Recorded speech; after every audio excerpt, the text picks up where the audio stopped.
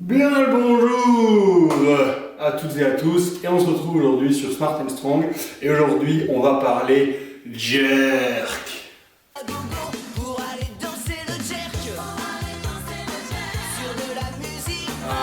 Non, pas ce genre de jerk là, on va plutôt parler de ce genre de jerk là.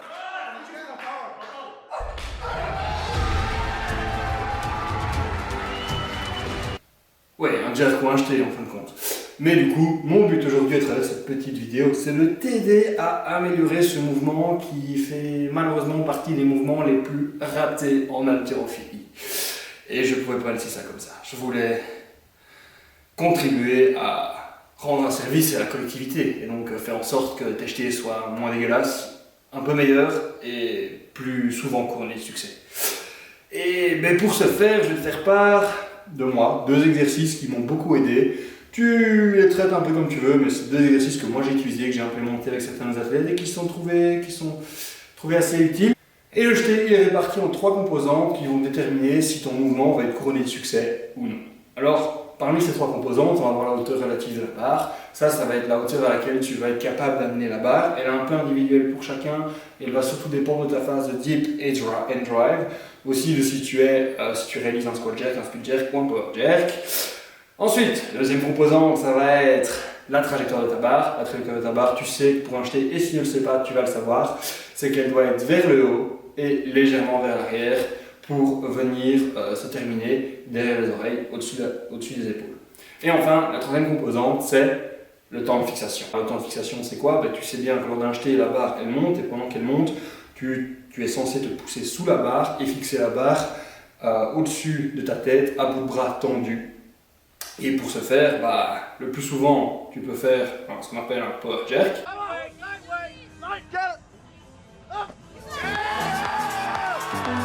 Tu peux faire un squat jerk.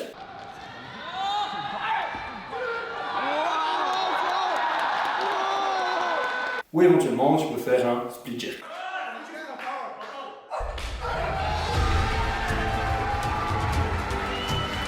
Le split jerk étant plus commun, c'est plutôt là-dessus qu'aujourd'hui on va se concentrer. Et donc on va travailler sur le temps de fixation. Et comment on va faire ça? On va faire du travail de jeu de pied. Alors oui, comme beaucoup de grands champions, donc pas mal de sports, le jeu de pied c'est important, que ce soit en boxe, que ce soit en football, en rugby, même en basket. Le jeu de pied a de l'importance et c'est aussi le cas en haltérophilie. Je vais donc te montrer 2 drills qui, moi, m'aident à bien performer sur mes jetés. Le but de ce premier exercice est donc de travailler avant tout sur le jeu de pied. Alors, le but est d'avoir un split qui soit régulier et qui puisse être relativement bas. Et en gros, on veut commencer par le travailler sans charge, sans mouvement des bras, juste pour s'assurer qu'on ait de la régularité et de la répétition. C'est pour ça que je te recommande de pratiquer cet exercice au moins à tous les échauffements en jeté, et puis même un peu quand tu le souhaites afin d'améliorer cette partie-là de ton jeté. Attention que les pieds ne doivent pas être trop serrés, surtout sur le split, sinon tu vas perdre en stabilité et surtout si tu donnes une charge au-dessus de la tête, tu ne pourras pas être occupé à pousser et à empêcher que la charge ne t'écrase. Donc un split qui soit plutôt large, qui soit un peu comme les pieds d'un tabouret. Donc, les pieds d'un tabouret, ils ne sont pas droits, ils sont légèrement vers l'extérieur afin d'augmenter la base de sustentation et donc la stabilité. Pense à la même chose pour tes pieds, donc un split qui soit plutôt large. Ensuite, une fois que tu as assez pratiqué avec ta jambe dominante, tu peux pratiquer également avec ta jambe non dominante. Ça t'apprendra à avoir le timing en jeté et surtout de comprendre la phase pour laquelle le split se fait et on se pousse sous la barre. Tu réapprendras le contrôle moteur avec ton autre jambe et du coup, quand tu repasseras avec ta jambe dominante, tu verras que tu auras encore acquis un certain niveau de maîtrise qui te facilitera l'apprentissage in fine du jeté, du jerk lors d'un mouvement complet. Pour ce deuxième exercice, même chose que pour le premier, en tout cas au niveau du jeu de pied, sauf qu'on va venir ajouter une action des bras. Alors cette action des bras, on n'est pas obligé de la commencer tout de suite avec une barre, on peut la commencer avec un PVC ou un bâton, si ça peut rendre le mouvement plus facile pour toi. Mais voilà, si tu es déjà assez fort, tu peux commencer avec une barre que tu pourras même charger progressivement jusqu'à 20, 30, 40, éventuellement 45 ou 50% de ton max. À ce moment-là, fais plutôt des séries de 3 ou 5, relativement légères.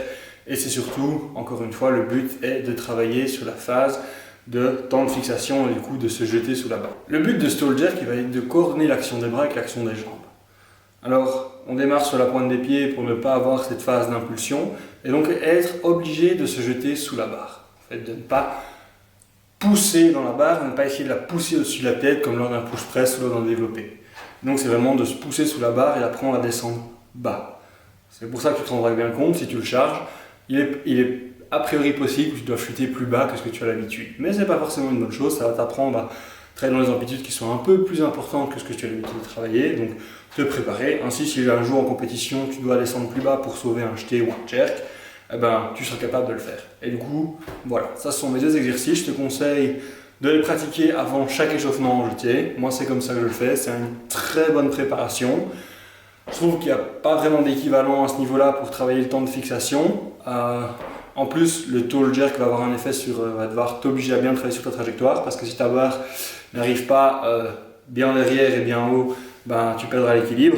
Donc, entre guillemets, ça va avoir un effet aussi positif sur le travail de trajectoire, ce qui est enfin une très bonne chose. On fait d'une pierre deux coups avec cet exercice et si ça, c'est pas beau.